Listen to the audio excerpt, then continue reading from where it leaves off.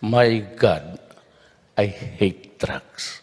Our top story: authorities may soon release more names of politicians supposedly involved in the illegal drug trade. The Interior Department saying it is working with the Philippine Drug Enforcement Agency, or PDEA, to validate information it has collected on them. Aside from politicians, our CNR Arcangel also tells us at least 30 celebrities could also face legal trouble. Authorities are investigating more politicians for alleged involvement in the illegal drug trade, aside from the initial 46 named by President Rodrigo Duterte in the latest version of his so-called narco list. Interior Undersecretary and spokesperson Jonathan Malaya says they are working with the Philippine Drug Enforcement Agency to validate information about the involvement of at least 20 other politicians in the illegal drug trade. Malaya did not disclose their positions and only says they plan to file administrative and criminal charges against them once the vetting process is finished.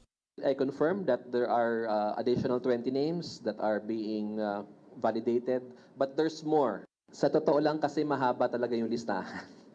And it would not be fair to just give out names. We hope that very soon matapos na yung vetting, because we really intend to file again another batch of cases against the others in the list. It's not just narco politicians in the government's radar. PDEA Director General Aaron Aquino reveals they are investigating 31 celebrities for possible drug links. He says most of them are young stars using party drugs. Yes, big names. You can see them anywhere in the TV. You can see them. Even movies, you can see them. May ilan na pusher, karamihan user. And they may gumagamit ng cocaine, may gumagamit ng party drugs, merong marijuana, meron din shabu. Presidential spokesperson Salvador Panelo can't say if President Duterte will also reveal the names of celebrities once their links are verified. But he adds there will be no sacred cows in the drug war and those involved will face charges. We're saddened that these people are involved, but we will never tolerate it. If they have sufficient evidence to back them up in court, then they should. Okay, ngayon yung And Duterte... they must. More than 3 years into the drug war, authorities admit the country is far from being drug-free. Based on recent discoveries of billions of pesos in illegal drugs, authorities support President Duterte's statement that the drug problem has worsened. Malaki ang problema natin. Bakit? Well, patuloy pa rin tayo nakakasabat ng ganito karaming droga. It's worsening in the sense na mas nagiging audacious yung mga drug syndicates, no? Because remember, it's fueled by demand, it's fueled by money. Despite the challenges, authorities say they will fight illegal drug operations until the end of President Duterte's term. CNR Arcangel, CNN, Philippines. The national budget expected to be enacted soon. That as the budget impasse has finally come to an end. Senate President Tito Soto signed the enrolled budget bill sent by the House of Representatives this afternoon and transmitted it to Malacanang for the president's signature. Soto, however, signed the budget with strong reservations. Joyce Ilas is at the Senate to tell us more. Joyce, what does this mean when Soto says he signed the budget bill with the reservations? Pia, after about 2 months of impasse, the Senate has finally sent the budget bill to Malacanang for the president's signature. Now, to break the deadlock, Senate President Tito Soto signs the budget bill sent by the House of Representatives this afternoon with strong reservations. And this is the first time that this has happened. Soto sent or attached an annotation to the budget, wherein he explained that his attestation is limited only to those items approved by the Bicameral Conference Committee and ratified by both houses of Congress. Soto maintains the 75 billion peso worth of realignments the House of Representatives made in the budget after it was ratified is unconstitutional. Senators say it is now up to the president whether he will line veto the realignments or approve them. Longer belabor the so-called 98% of the budget.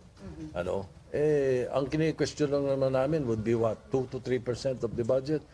So might as well approve it and have it enacted as the 2019 budget. Persuasive yung sulat ni Senate President. In the final analysis, Presidente pa rin yung magde-decide kung ibibito o hindi, o kaya magkakaroon ng conditional implementation ng DBM, hindi i-release yung pondo. Nasa kanila yung final say. It was Senate Minority Leader Franklin Drilon who suggested the compromise a solution to break the budget impasse. Other senators were supportive of the proposal. Soto and Senator Ping Lacson earlier said that signing the budget bill with the realignments made after the ratification would constitute falsification of legislative documents. But senators now believe Soto's strong reservation and annotation would protect him from possible lawsuits in the future. These insertions are this thick. Ganito kakapal yung binago nila after the BICAM report. Has been ratified. Has been ratified. You know, they itemized it and rearranged the furniture, and this is what it is.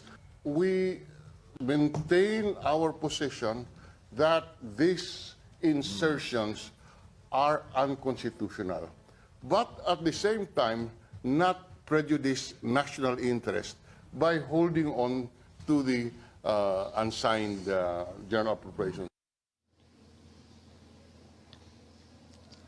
Senators refused to disclose what happened in the Senate and House members' meeting yesterday to try to break the budget impasse. But Lacson said that this morning he informed San Juan Representative Ronaldo Zamora of the Senate's plan to sign the budget, but with strong reservations. Now, Zamora is a member of the three-man House panel tasked to negotiate the budget with the Senate. Pia?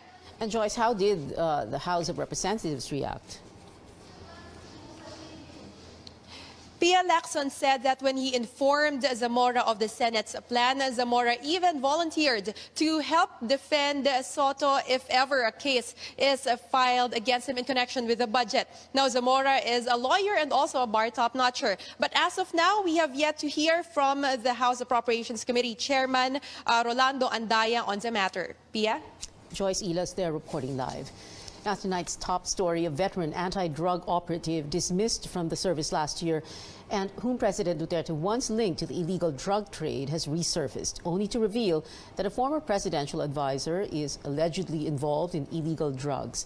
But as our Tricia Terrado reports, the head of the anti-drug law enforcement agency says allegations against Michael Yang are so far not true.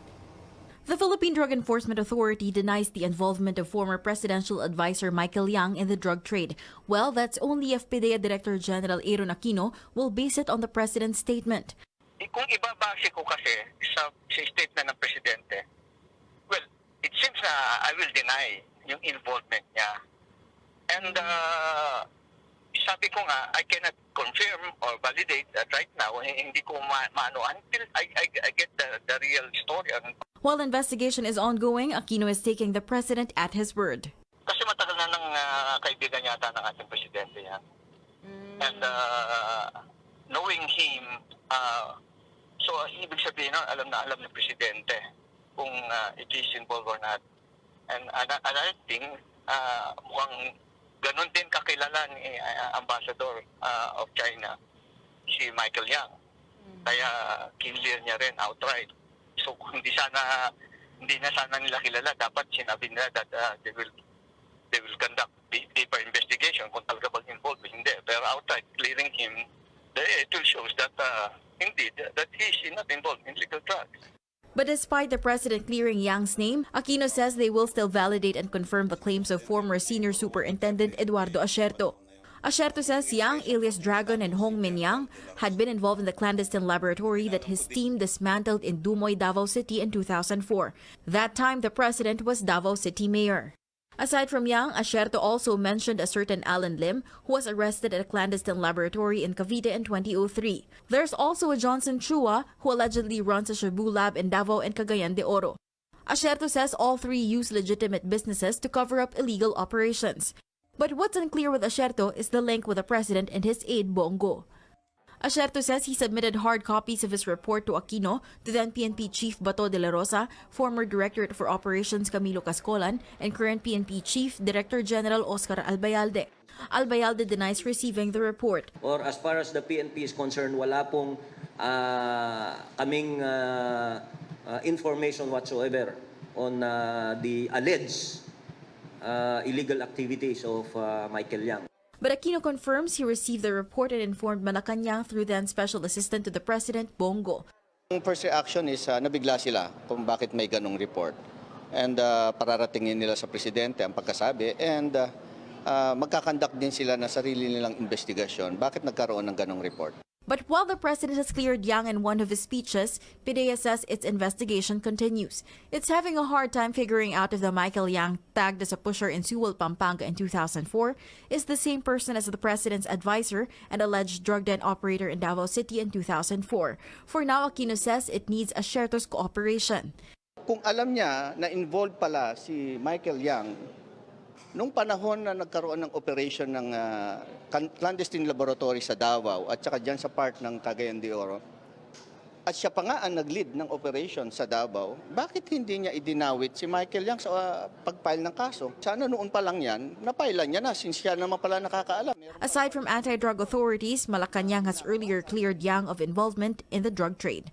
Trisha Darada, CNN, Philippines.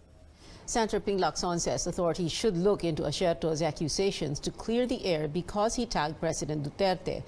Lacson admits Asierto showed him a photograph of the president with Yang, but he's not convinced. May mga butas na hindi ako believe. So, ang sabi sa kanya, provide me with all the details. Hindi po pwede itong ganito lang na papakita mo photographs. Kasi di ba naging issue na rin sa mga previous hearings namin yung picture ni Senator De Lima kasama si Kerwin Espinosa, picture ni President Duterte, may kasama kung sino. Hindi masyadong convincing pag picture lang A day after clearing former presidential economic advisor Michael Yang of involvement in the illegal drug trade, Malacanang says it is now waiting for concerned agencies to validate claims against the Davao-based businessman. But presidential spokesman Sal Panelo says dismissed drug operative Eduardo Asierto may just be getting back at the government after he was named as among law enforcement officials in the illegal drug trade. Obviously, the motive is since he has been accused of involvement in drugs, he wants to get back. That's why he's pointing fingers at whoever. If indeed what he was saying is true, he should have filed it when he was still connected with the PIDEA. Panelo says if allegations against Yang are true, charges will be filed against him. The Chinese ambassador earlier cleared Yang of involvement in illegal drugs, and President Duterte himself defended Yang. Panelo says the president will not defend Yang without any basis. I think the burden would fall on the law enforcement agencies. If they receive reports on alleged activities of a particular person, then they should do something about it. We're waiting for the validation of any allegation of involvement. Over the weekend, Asierto told reporters he is unaware of any action taken by officials following his reports linking Yang to the drug trade. Some relief for customers of East Zone concessionaire Manila Water. That's as the company announces a one-time bill waiver scheme for those affected by the supply shortage in parts of Metro Manila and Rizal. I know we could never fully pay back the inconvenience that we have caused our customers. And with inputs from both MWSS Corporate Office and Regulatory Office, we are announcing a voluntary and one-time bill waiver scheme to be reflected in the April bill of our customers. Through the scheme, customers affected by service interruptions will either have their water charge fully waived or reduced. Those who had absolutely no water for at least 7 days from March 6 to the 31st will not be charged for the month. Others will no longer have to pay the minimum charge, which varies depending on the type of customer. That's 77 pesos and 29 centavos for so-called lifeline or low-consumption customers, 626 pesos and 69 centavos for commercial use, and 723 pesos and 60 centavos for industrial consumers. A typical household pays up to 600 pesos per month. Manila Water says it is still currently working on finalizing the list of areas eligible for the waiver.